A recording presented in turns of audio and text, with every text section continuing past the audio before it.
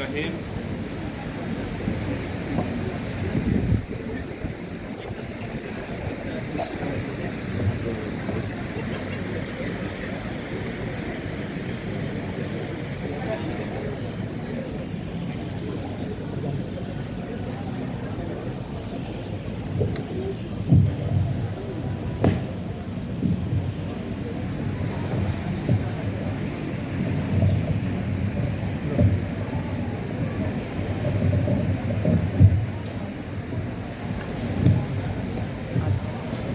Bismillahirrahmanirrahim. Assalamualaikum warahmatullahi wabarakatuh. Salam sejahtera untuk kita semua. Yang saya hormati dan banggakan, Presiden Pimpinan Pusat Sarekat Islam Bapak Dr. Hamdan Zulfa, Sekjen Pimpinan Pusat Sarekat Islam Dr. Ferry Yuliantono, pembicara Dr. Refli Harun, Dr. Faisal Basri, Profesor Rocky Gerung, Dr. Dedi Gular, Haji Ahmad Joyo, serta tadi Pak Ketua Majelis Gus Aam ya, serta Bapak Ibu yang tidak saya sebut satu persatu namanya, saya nggak tahu dong ya. Pertama-tama marilah kita panjatkan puji syukur kehadiran Allah Subhanahu wa taala, karena atas rahmat dan karunia-Nya kita masih diberi kesempatan untuk bertemu dalam keadaan sehat walafiat. Salawat serta salam marilah kita haturkan kepada junjungan kita Nabi besar Muhammad SAW beserta keluarga dan sahabatnya. Semoga kita mendapat syafaat beliau di hari hisab nanti. Saya sampaikan terima kasih kepada pimpinan pusat Sarekat Islam yang mengundang saya untuk ikut menyumbangkan pikiran dan pendapat dalam acara Sarasehan Kebangsaan yang diselenggarakan hari ini, dan saya juga merasa terhormat. Sebetulnya belum pantas saya jadi majelis di Sarekat Islam. Kita ini masih kumpul yang nggak jelas, jadi mudah-mudahan dengan menjadikan majelis ini jadi bisa kumpul dengan yang jelas-jelas.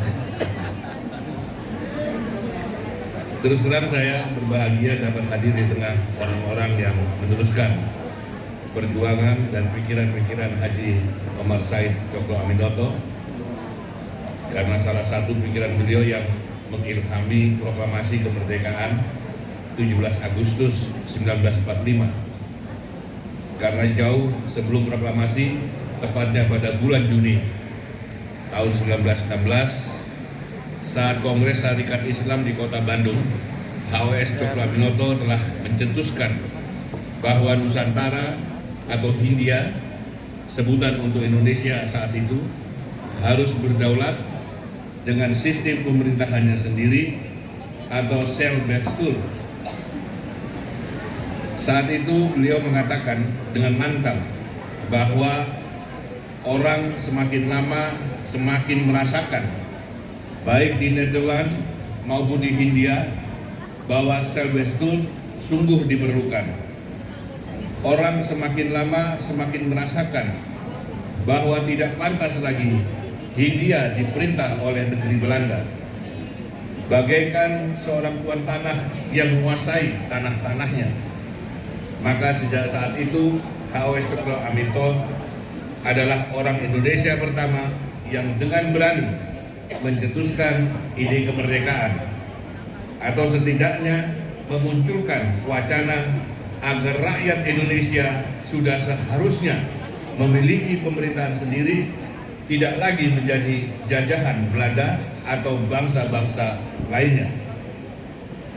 Semoga pikiran-pikiran tersebut terus menjadi perjuangan dan semangat bagi keluarga besar Sarekat Islam yang sekarang dipimpin duet Dr. Hamdan Zulfa dan Dr. Ferry Yuliantono.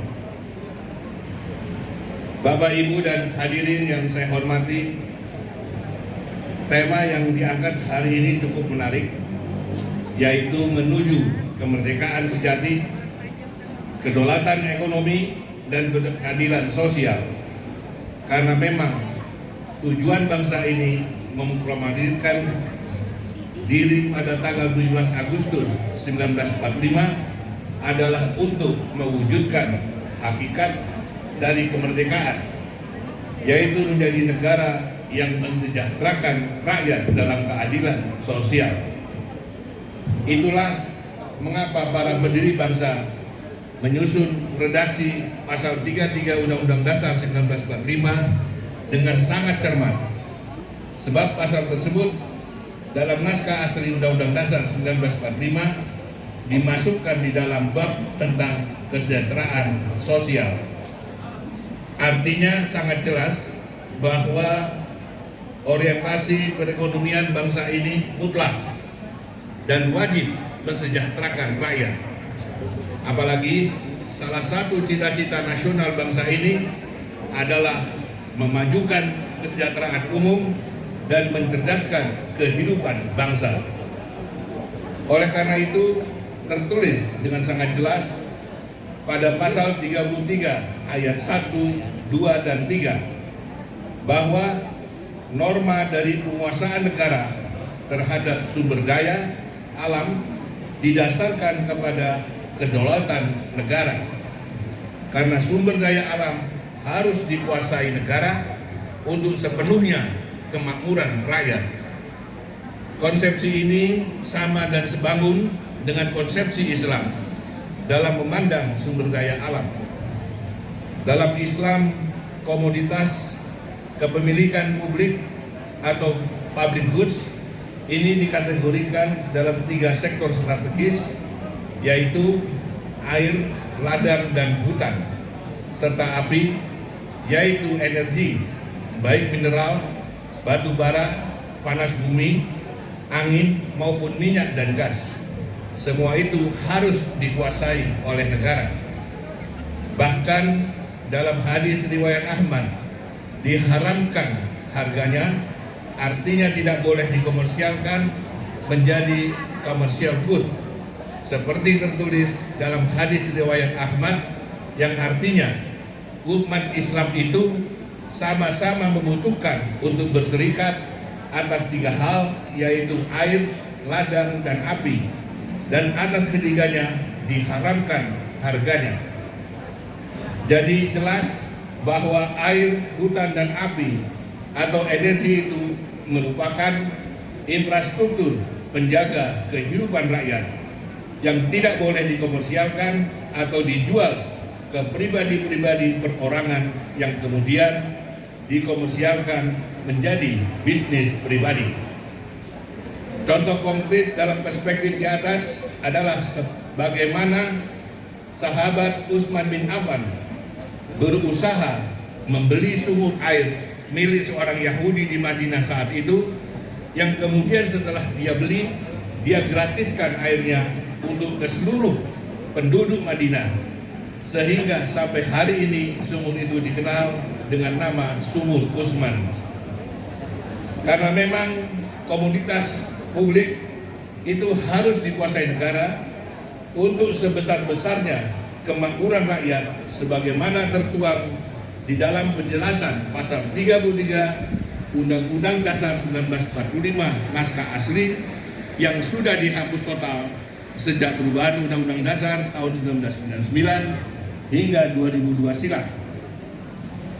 Dan sejak perubahan itu, Undang-Undang Dasar hasil amandemen, atau saya sebut dengan kata lain Undang-Undang Dasar tahun 2002, tidak memiliki lagi penjelasan, sehingga pasal 33 bisa ditambah 2 ayat lagi, yaitu pasal 4 yang kalimatnya tidak karu-karuan dari segi tata bahasa, sekaligus memberi ruang masuknya swasta ke ruang public goods, serta pasal 5 yang standar.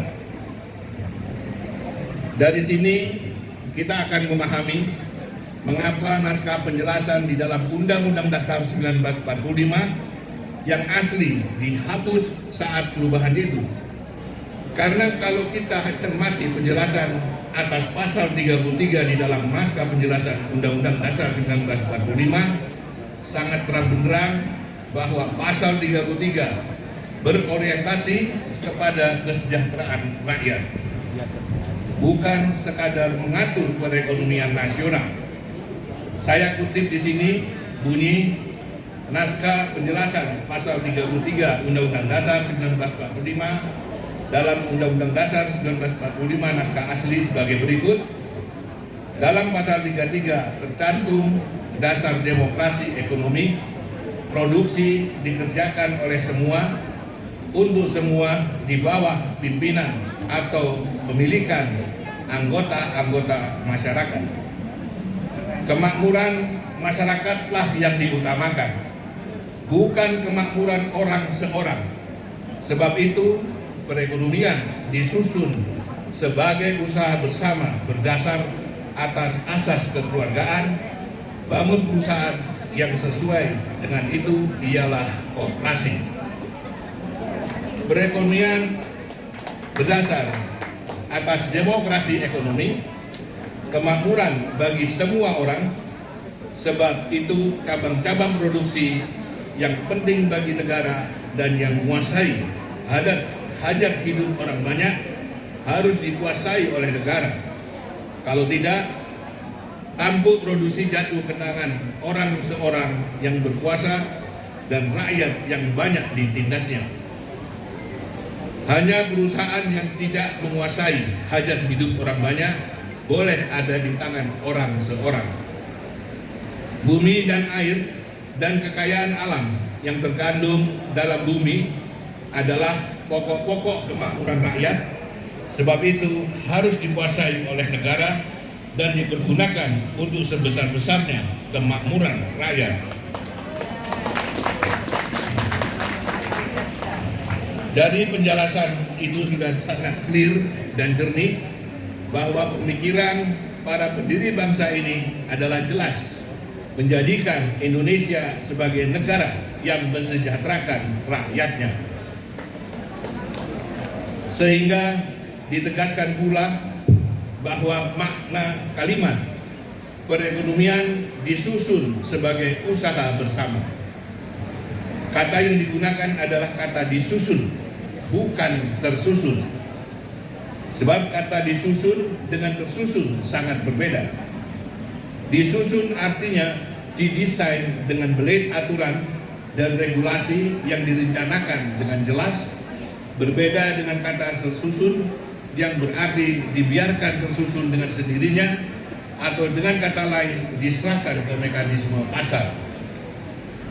Begitu pula dengan kalimat usaha bersama yang artinya simbiosis mutualisme, yang sangat berbeda dengan sektor privat atau swasta yang didominasi dengan prinsip self interest dan penumpukan keuntungan. Sedangkan kalimat dikuasai negara bermakna negara hadir dengan kebijakan, pengurusan, pengaturan, pengelolaan, dan pengawasan untuk tujuan sebesar-besarnya kemakmuran rakyat.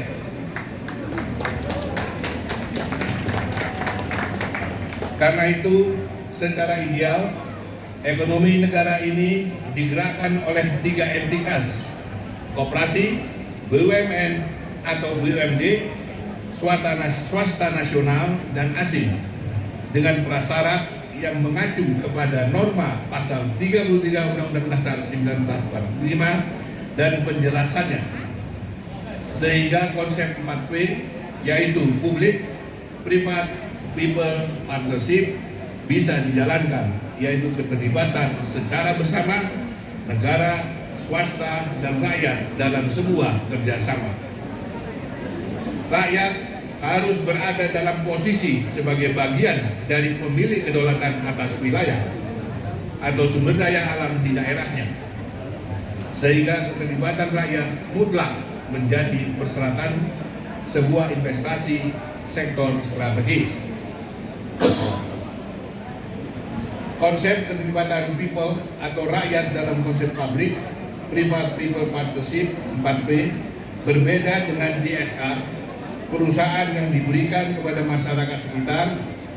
Konsep 4P ini adalah ruang sekaligus akses rakyat untuk menjadi bagian dari pengelolaan sumber daya alam di daerah, sehingga keadilan sosial terwujud dan kesejahteraan sosial dapat diwujudkan. Inilah kedaulatan negara, termasuk kedaulatan dalam ekonomi, untuk secara bebas melakukan kegiatan sesuai kepentingannya selama tidak melanggar kedaulatan negara lain. Tetapi hari ini negara ini membiarkan ekonomi tersusun sesuai mekanisme pasar dan diberi jalan dengan lahirnya beragam undang-undang yang memberi kesempatan dan peluang kepada swasta nasional maupun asing atau yang berkolaborasi melalui pasar modal atau shareholder untuk menguasai sumber daya alam negara ini, termasuk menguasai cabang-cabang produksi yang penting bagi negara dan yang menguasai hajat hidup orang banyak. Sehingga segelintir orang yang telah diverifikasi dalam beberapa riset lembaga kredibel dapat menguasai dan menguras kekayaan alam Indonesia. Sementara ratusan juta rakyat hanya jadi penonton. Ketidakadilan inilah yang menjadi salah satu faktor penyumbang kemiskinan struktural. Ketidakadilan inilah yang membuat oligarki semakin membesar dan menguat dalam dua dasawarsa ini, dan kemiskinan struktural tidak kunjung dapat diatasi oleh negara. Ketidakadilan itu terjadi karena oligarki ekonomi telah menyandera kekuasaan dengan kekuatan modal dan uang yang didapat dari pengerukan kekayaan alam negara ini. Karena fakta yang telah diteliti oleh banyak pemerhati dan akademisi bahwa oligarki ekonomi yang mendesain dan membiayai lahirnya pemimpin nasional akan menyandera kekuasaan untuk berpihak kepada kepentingan mereka. Jadi diskusi-diskusi tentang kesejahteraan rakyat tidak akan pernah berujung dan tidak akan dapat kita wujudkan di tataran praksis, karena memang negara ini sudah tidak berpihak dan sadar.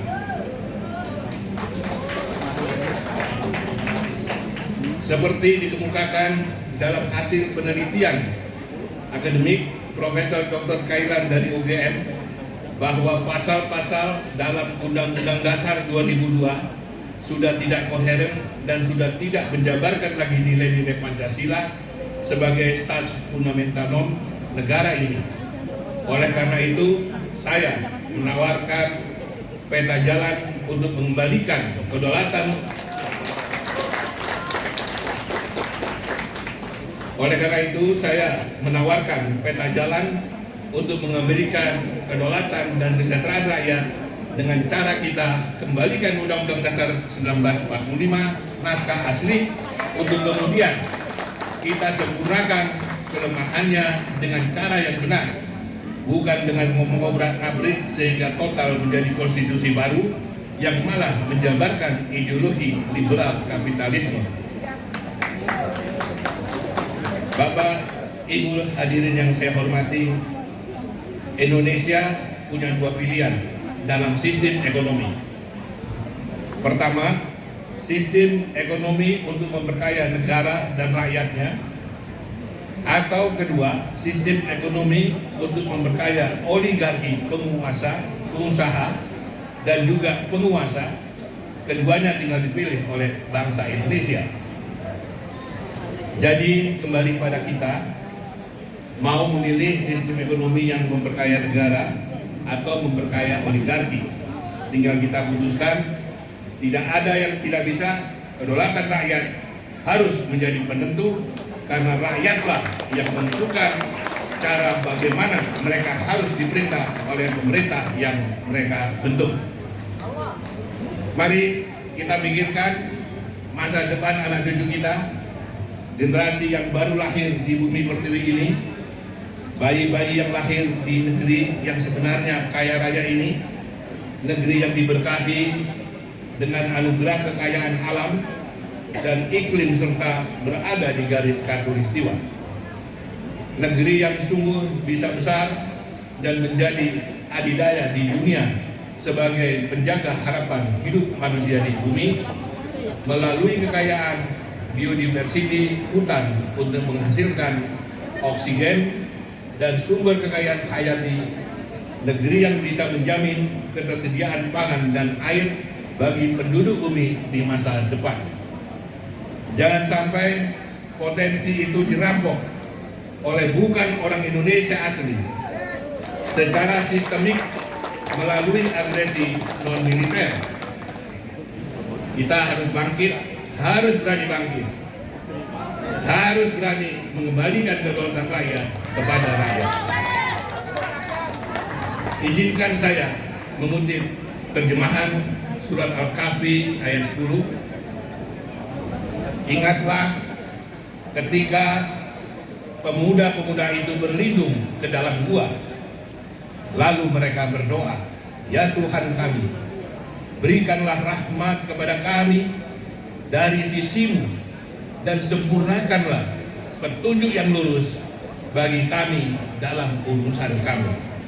Akhir kata, semoga Allah Subhanahu wa Ta'ala senantiasa memberi petunjuk jalan yang lurus, memberikan rahmat dan hidayah kepada kita semua. Amin ya rabbal alamin. Wabillahi taufiq wal hidayah. Wassalamualaikum warahmatullahi wabarakatuh.